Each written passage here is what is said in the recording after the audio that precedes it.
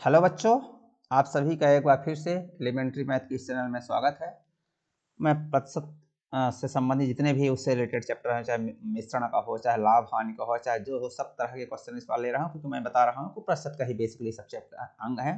तो प्रतिशत कॉन्सेप्ट में लेते हुए ये एक क्वेश्चन है कि किसी वस्तु के क्रय मूल्य और विक्रय मूल्य अनुपात 15-16 है तो लाभ प्रतिशत क्या होगा। निश्चित रूप से कुछ दिक्कत नहीं है, विक्रय मूल्य 16 है, क्रय मूल्य 15 है तो लाभ होगा। अब 16 विक्रय मूल्य है, क्रय मूल्य 15 है, तो 16 से इतना अधिक हो उतने लाभ होगा। तो 15 से, यानी आधार यहाँ 15 है, क्रय मूल्य 15 है, कितना अधिक है 1, तो ये 1 16 में 15 का 1 अधिक है, 19% मतलब लीजिए। तो ये कितना हो जाएगा 20/20 तो ये कितना हो जाएगा 20/3, यानी 6 सही 2/3 प्रतिशत, क्षति घटा दो 20। ये तो इतना प्रतिशत लाभ है। ये क्वेश्चन आपके एसएससी के पेपर में आया था पिछले 2-3 साल पहले, वो मैंने उठा लिया है। तो ऐसा मतलब नहीं है कि वहाँ इतना आसान आता है, क्वेश्चन कठिन आता है, सब प्रकार के आते हैं। यदि आपका कॉन्सेप्ट क्लियर है तो सेकंडों में कर देंगे, परेशान नहीं होंगे। तो विक्रय मूल्य, क्रय मूल्य, विक्रय मूल्य अनुपात 15-16, यानी क्रय मूल्य जब 15 है तो विक्रय मूल्य 16 है। 15 रुपए को 16 में बेचता है तो 1 रुपये लाभ लेता है। किस पर? 15 रुपए पर। तो आधार यहाँ 15 है और 1 रुपये का लाभ है, बस सिंपल। तो इस प्रकार ये आपका क्वेश्चन हो गया। ये क्वेश्चन जरा देखिए, इसमें इतने तरह के क्वेश्चन, इतने तरह का पूछेंगे नहीं, मैंने जानबूझ के इतने तरह का क्वेश्चन बनाया है कि आप सब कर लीजिए। एक वस्तु के अंकित मूल्य पर 10% की छूट देकर इतने में बेचा गया। सबसे पहली बात जान लीजिए कि व्यापारी हमेशा अंकित मूल्य पर छूट देता है। मतलब पहले वो वस्तु को खरीदता है, उस वस्तु पर मूल्य अंकित होता है, मूल्य अंकित होता है, उससे निश्चित रूप से कम खरीदेगा। जितना मूल्य अंकित अगर उतने में खरीदेगा, उतने में बेचेगा, तो फिर कहाँ से उसको फायदा होगा, क्योंकि अंकित मूल्य से अधिक तो ले नहीं सकता, बल्कि उसमें बल्कि थोड़ा बहुत छूट देते हैं। तो क्रय मूल्य पर खरीदता है, एक वस्तु पर अंकित मूल्य होता है और फिर बेचता है। अब ये तरह तरह की स्थितियां हो सकती हैं कि जितना अंकित मूल्य है उतने पर अगर बेच दे तो फिर ये दोनों सेम हो जाएंगे। जो अंकित मूल्य एमपी मार्केट प्राइस है, उसी उतने कीमत जितना अंकित है, जैसे मान लीजिए आप माचिस खरीदने गए, उसमें 10 रुपये अंकित मूल्य अंकित है, तो वो 10 रुपये ये अंकित मूल्य है, 10 रुपये में बेच दे तो वही विक्रय मूल्य हो जाएगा, एसपी सेलिंग प्राइस। लेकिन अंकित मूल्य 10 है, 9 रुपये में बेच रहा है, तो मतलब इस अंकित मूल्य पर छूट देकर बेच रहा है 9 रुपये में। लेकिन इसका मतलब नहीं है कि वो 9 रुपये में, ये 9 रुपये में खरीदा रहा होगा। ये निश्चित रूप से 9 में खरीदा रहा होगा, तभी तो, नहीं तो 9 रुपये में खरीदेगा, 90 रुपये में बेचेगा, तो काहे कोई ऐसा करेगा। तो इस प्रकार ये समझ में आ गया कि आपको लाभ हानि के कॉन्सेप्ट में जो लाभ और हानि होता है सीधा क्रय मूल्य और विक्रय मूल्य के बीच का मसला होता है। लेकिन एक बीच में अंकित मूल्य आता है और वहाँ पर थोड़ा बहुत इधर उधर करके कहते हैं छूट दे रहे हैं, ये दे रहे हैं, वो ऐसा नहीं होता। बेसिकली छूट उट कोई नहीं देता है, लाभ हानि यहीं से यहीं तय होता है। हाँ, यहाँ पर जो मूल्य अंकित रहता है उस पर थोड़ा बहुत छूट देकर फिर भी लाभ कमाता है। तो चलिए देखते हैं। 10% की छूट देकर 1008 रुपये में बेचा गया, फिर भी व्यापारी को 12% का लाभ हुआ। तो समझ जाइए कि पहली बात तो 1008 में बेचा गया तो सेलिंग प्राइस हो गया, तो ये इसलिए 1008 यहाँ पर सेलिंग प्राइस, बहुत सिंपल बात। और ये सेलिंग प्राइस आया कहाँ से? जो अंकित मूल्य है, अंकित मूल्य पर 10% छूट, तो ये सेलिंग प्राइस है। यानी मार्क प्राइस तो हमको नहीं पता है अभी, पर मार्क प्राइस का 10% अंकित मूल्य पर 10% छूट दिया, यानी अंकित मूल्य का 90% ही लिया। और जब अंकित मूल्य का 90% लेता है तो वही उसी पर बेच देता है, यानी वही विक्रय मूल्य हो जाता है। तो अंकित मूल्य का 90% लिया तो वो 1008 के बराबर हो गया, वही विक्रय मूल्य हो गया।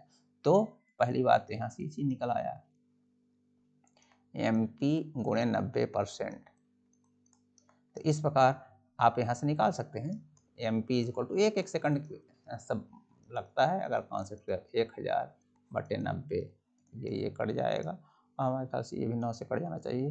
9 1 कम 9 1 9 1 कम 9 9 2 18, हाँ 112 गुणे 10 यानी 1120। तो सबसे पहली बात समझ लीजिए कि उस वस्तु पर यहाँ पर 1120 अंकित था।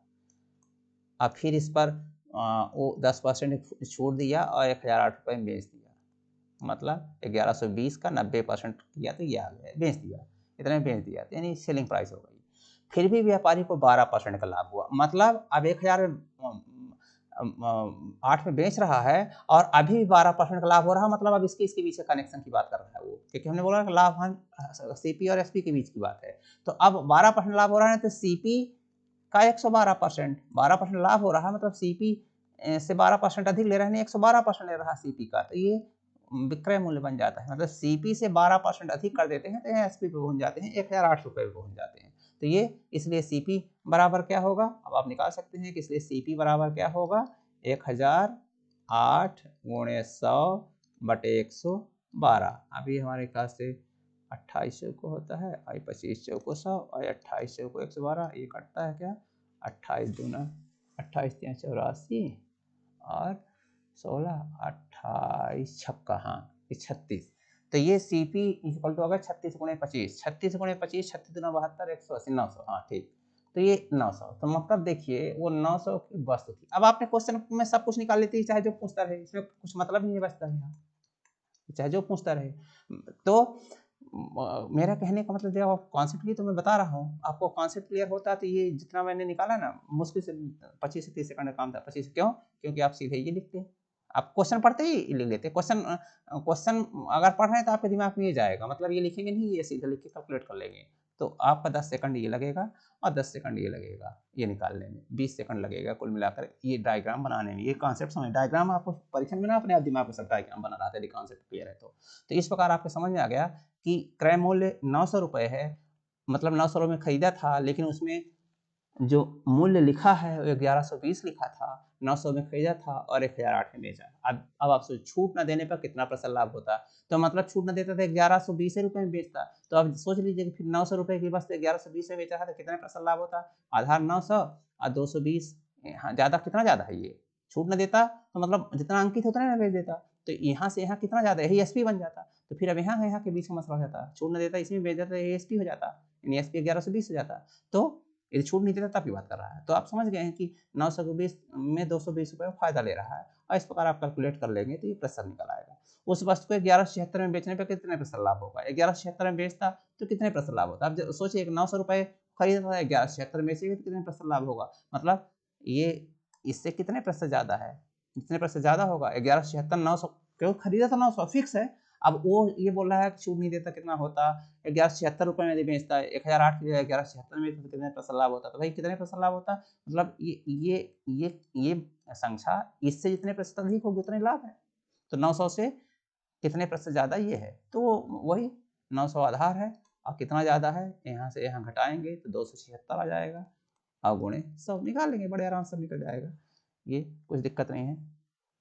तो इस प्रकार आप इसको निकाल लेंगे। 15% लाभ, यहाँ 15% लाभ, इसको निकाल लें, मैं निकाल दूँगा। ये तो ये कितना हो जाएगा, ये 3 से 30 तिहाई, आइए 92, और ये 24 तिहाई, ये एक शून्य और पड़ गया, ये शून्य होगा, 24 तिहाई 92, तो ये 24%। कैलकुलेशन कर सकते हैं, कोई दिक्कत नहीं। तो ये उस वस्तु को इतने में बेचने में कितना लाभ होगा, 24% लाभ होगा। 15% लाभ लेने के लिए वस्तु कितने बेचा, मतलब इससे 15% ज़्यादा बना दीजिए, यानी 115%, तो 900 का 115%, 15% लाभ लेने के लिए, तो ये अब इसे 9 को गुणा कर दीजिए, 15 9 में 135, 1035, तो इस प्रकार ये 1035 में बेचना पड़ेगा 15% लाभ लेने के। 10% लाभ के लिए अंकित मूल्य पर कितने % की छूट देनी होगी, तो अगर वो 10% है कि लाभ चाहे तो अंकित मूल्य पर कितने % की छूट देनी होगा। हाँ ये क्वेश्चन अच्छा है, इसको जरा देखिए, इसमें कई कॉन्सेप्ट घुसे हैं। ये 10% लाभ के लिए अंकित मूल्य में कितने % की छूट देनी होगी, अभी मैं मिटा रहा हूँ। अब ये बोल रहा है कि पहली बात उसको 10% लाभ चाहिए, तो निश्चित रूप से आप समझिए, आप लोग दिमाग लगा भी रहे होंगे थोड़ा, जब तक मैं इसको इरेज कर रहा हूँ, और दिमाग में कई लोगों कुछ भी सेकंडों की बात है, कॉन्सेप्ट 10% लाभ के लिए, तो 900 रुपये की वस्तु है, 10% लाभ लेगा, यानी 900 में 10% लाभ, यानी 990 रुपये में बेचेगा वो। सिंपल मतलब है कि सेलिंग प्राइस 990 चाह रहा है वो, 10% लाभ यानी 900 का 110%, 900 का 110% 990 आ जाएगा, तो 990 में बेचना चाह रहा है वो। तो अब ये 990 में बेचना चाह रहा है, लेकिन अंकित मूल्य 1120 है, तो बोल रहा है कि 10% लाभ के लिए अंकित मूल्य पर कितने % की छूट देनी होगी, तो 1120 अंकित मूल्य है और 909 रुपये में चाहता है, मतलब 1120 में कितना कम कर दे, तो आधार इस बार 1120 है, अंकित मूल्य पर कितने % कमी करें, यानी अंकित मूल्य 1120 में, भाई ये बोल रहा है कि अंकित मूल्य पर कम इतना करना है कि 910 हो जाए, क्योंकि 910 हो जाएगा तो आपको 10% का लाभ मिल जाएगा। अब 10% लाभ के लिए मतलब यहाँ चलना पड़ेगा कि 900 रुपए की वस्तु 10% लाभ लेना है, यानी 990 में बेचना है। तो पहली बात तो 990 में बेचना है, लेकिन वो 1120 रुपए उसका अंकित मूल्य है, तो कितने प्रतिशत बोल रहा है कि अंकित मूल्य पर कितने प्रतिशत की छूट देनी होगी। तो आपको समझ में आ गया होगा कि यहाँ छूट तो 130 रुपए की है। 1120 में 990 यदि घटाएंगे तो ये 130, आपका कैलकुलेशन फास्ट होना चाहिए। तो 130 रुपए, तो 130 रुपए छोड़ना पड़ेगा, लेकिन ये प्रतिशत कितना है, तो 130, तो 1120 990 से कितने प्रतिशत, सॉरी 990 1120 से कितने प्रतिशत अधिक है, या 1120 में कितने प्रतिशत कमी करने पर 910 आ जाएगा, सॉरी 990 आ जाएगा। तो 1120 आधार है यहाँ, और कमी कितनी भी 130 और गुणे 100। इस प्रकार ये जो है तो आप कर सकते हैं, ये हो जाए, सॉरी इसको कर दीजिए, इसको रहने दीजिए। ये 25 चौको 100, ये 28 चौको 112, अब 25 में 13 गुणा कर देंगे 325 आ जाएगा, और 28 इसको भाग देकर कर सकते हैं, 25 से कम 25, और ये आएगा 4, 25 से कम 25, 17/28। इस प्रकार ये 11 सही 17/28। तो 10% लाभ के लिए अंकित मूल्य पर इतने प्रतिशत की छूट देनी पड़ी, 11 सही 10/28% की छूट देनी पड़ेगी। तो इस प्रकार ये यदि छूट नहीं दी गई तो कितने रुपए लाभ होता, तो छूट नहीं देनी होगी तो रुपए में लाभ, मतलब इतने में बेच दिया गया होता। तो छूट नहीं दी गई होती तो ये दिख रहा है आपको कि 220 रुपये लाभ हुआ होता। तो इस प्रकार मुझे उम्मीद है कि इस क्वेश्चन के माध्यम से मैंने लाभ हानि के जितने भी तरह के क्वेश्चन बन सकते हैं सब मैंने बताने की कोशिश की है, सिर्फ एक क्वेश्चन लेकर। क्यों? क्योंकि यदि आपका कॉन्सेप्ट क्लियर है तो चाहे क्वेश्चन लाखों करोड़ों बना दीजिए, वो दिमाग में सब आंसर हल हो जाता है, दिमाग में उसका रास्ता पता हो जाता है कि क्या करना है। इसमें 1-2 लाइन लिखना रहता है, 10-20 सेकंड का मसला होता है। तो मुझे उम्मीद है कि ये वीडियो आपको, यदि आप देखे होंगे पूरा, तो निश्चित रूप से आपको इस तरह पूरे कॉन्सेप्ट क्लियर हुए होंगे। ये वीडियो कैसा लगा कमेंट बॉक्स में अवश्य लिखें, और यदि आप चैनल में नए हैं या अभी तक आपने सब्सक्राइब नहीं किया है तो चैनल को सब्सक्राइब कर लीजिए, जिससे इस तरह की उपयोगी वीडियो मिलती रहे। बहुत बहुत धन्यवाद।